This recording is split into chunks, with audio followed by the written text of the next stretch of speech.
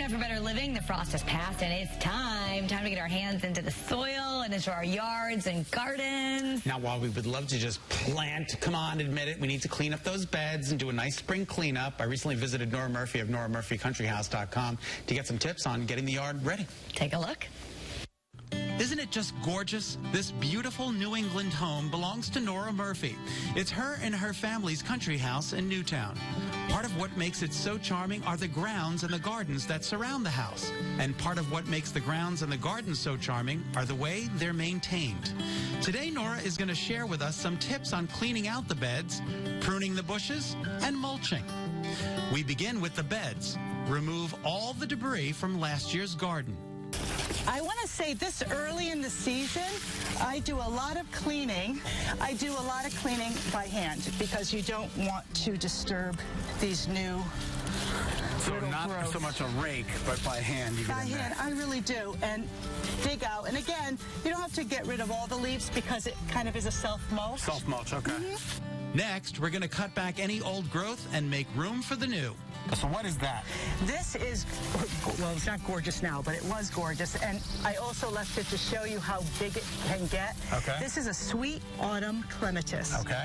It blooms in August, September into October. It is this tiny little creamy white flower that has a wonderful sweet vanilla scent. And this is perennial, comes back every year. Every year. So what Okay. I do, and it's beautiful with the rambling roses. So I look to see where my growth is. And I mean, if there was any green on this, I would, again, just cut it back to where I see green. The new green. So you're getting right down there to the root of it. Yes, I am. And if you cut something, don't worry. It's will come amazing how back. that little shoot down there is going to get to be this big. Yes, it is. I promise you it is. Now it's time to do a little pruning. First, we'll start with our rose bush. So, Nora, we have our beautiful rose bush here, but obviously each year it needs to be pruned. Yeah, it does. So I wouldn't know where to begin. I mean, I see that this is not shooting new growth, so how far would I prune this back? Look where the growth is, Scott, and then just snip. Can you see that? Yep. Snip right there, like a 1/4 inch above. Okay, 1/4 of an inch above. You want to try for this one? Sure. So I see this is not too healthy, so I'm going to go down to here. And then clip it there. Yeah. There you go. And then you get the dead stuff off. There's a really good one here I'd love for you to try. See how where the new growth is there? You're going to cut right there. Okay. So right here? Yeah. About a 1/4 of an inch above Above that? it. Beautiful. I'm going to go down. It's very easy. It's kind of therapeutic, too, actually. It is therapeutic. It makes the bush look beautiful. Yeah. And what a difference it makes when you clean this up. So don't be afraid to prune your roses back. Get rid of the dead wood. Get rid of the dead wood. Speaking of dead wood, All right, Nora, now we're moving on to the butterfly bush. I wouldn't even know where to begin. I mean, it's just a huge bush. A lot of my readers ask, too, how do you prune this or how do you prune a hydrangea? And I always say go back to where you see green growth. Okay. Now, here we do see some green on top, but I would like to tame this. Okay. Like, you're the boss, Scott. Okay. So you're going to take it back. Like this, to be perfectly honest with you, I would love to take back to here. And then that should be the guideline for the rest of the bushes? Absolutely. That'll keep it in check. It'll also keep it healthier. All right.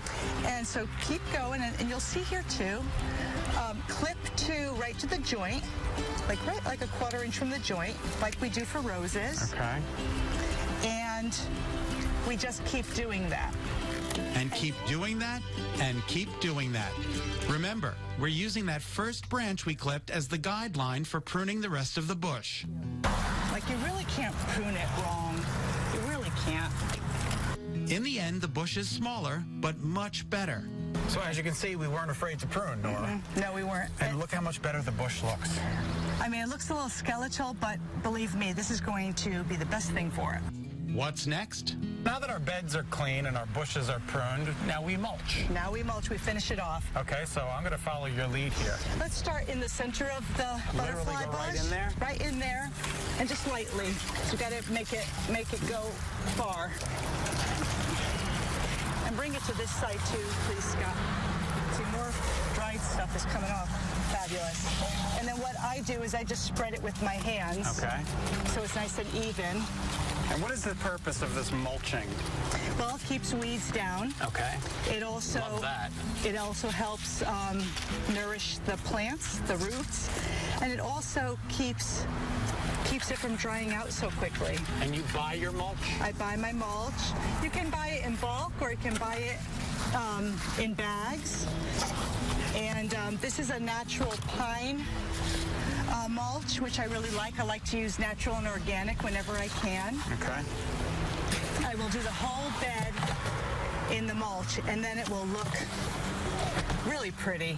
Okay. And professionally done. Professionally done. So that's our mulch. So we've cleaned, we've pruned, and we've mulched. And we're ready to go. We're ready to go. That's how you can enjoy your summer with your flowers. Thank you, Nora. Thank you for helping me. Always a pleasure. Really NoraMurphyCountryHouse.com. You can go there for more inspirational ideas. We'll see you soon. See ya. I think I helped to her half of her house. Let's see, that's great. And we all want to get out there and not be afraid to prune. So we want to get in the yard. Come on, get going, get out there. We'll be glad we did it in the middle of summer when everything's in bloom. Absolutely. And the gorgeous spring edition of Nora Murphy's online magazine is just out. Head to NoraMurphyCountryHouse.com to see it for yourself. You're going to find a blog there as well, plus ideas for decorating and a host of other things, including some great recipes.